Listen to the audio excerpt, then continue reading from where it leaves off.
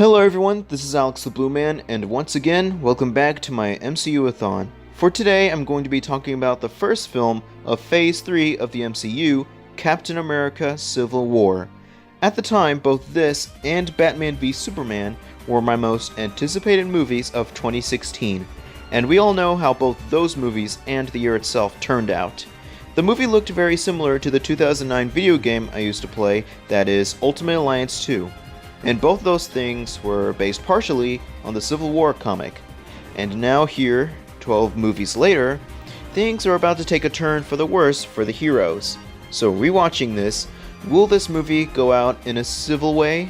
Let's figure it out. As with the previous 12 videos, this will contain some spoilers, so don't watch this if you haven't seen the movie yet. In the movie, Captain America leads a new team of Avengers to stop a potential terrorist attack, only for it to go awry and new laws come in. Now Captain America and Iron Man then clash over their views and opinions of it. My goodness, I messed that up there. Now, this is where the next movie's set to a more darker and hostile path.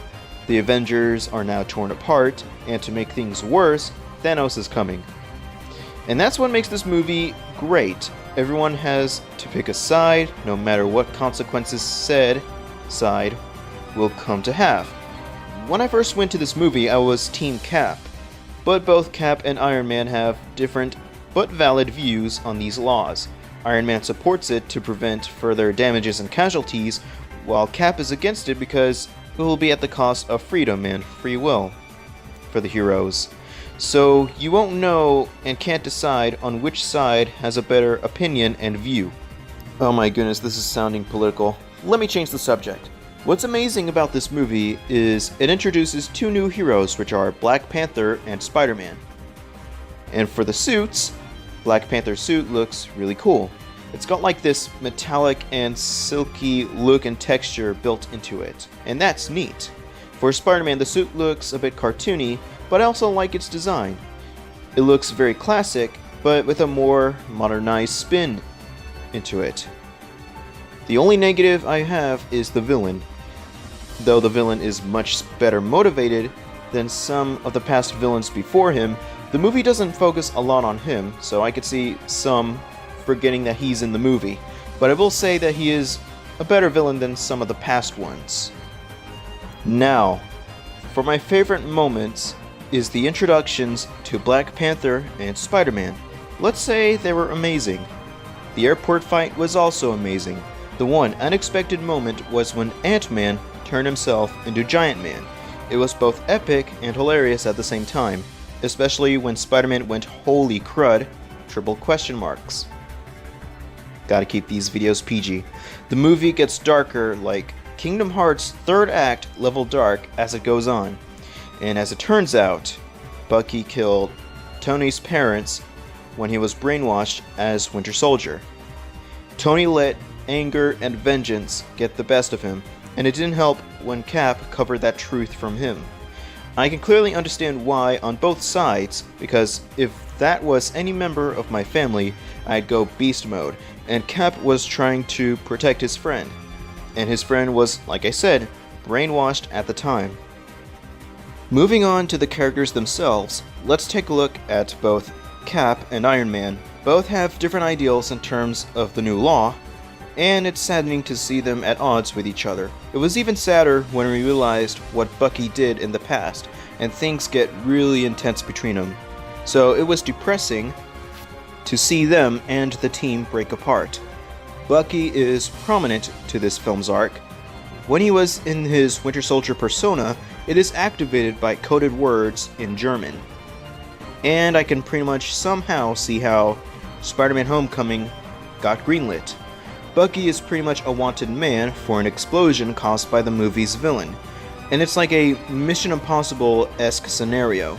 Also in the movie are Vision, Black Widow, War Machine, Scarlet Witch, Hawkeye, Ant-Man, and Falcon.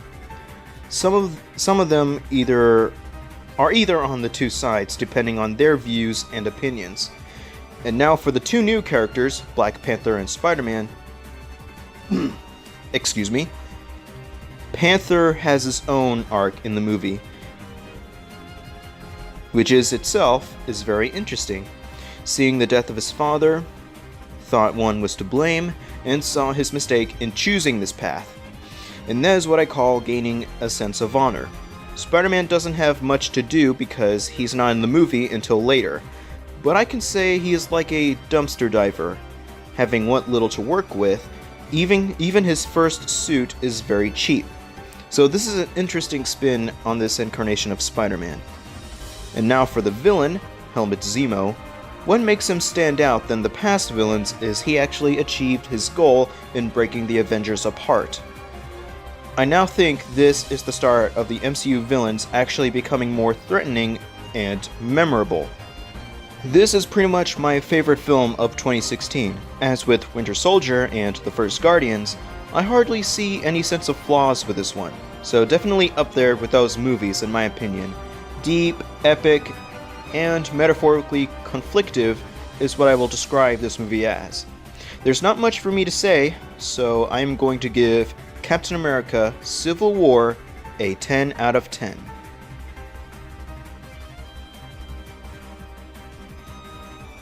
Now that's 13 movies down and only 2 more to go. Since I'm almost done with this semester, I will try to get these out of the way as soon as possible before I talked about Endgame. So join me next time as I talk about Doctor Strange. And I just can't wait to get back into the gaming business. Thank you, ladies and gentlemen, for watching. Don't forget to like this video, comment down your thoughts on this movie, and as usual, I hope you all have a great, blurific day.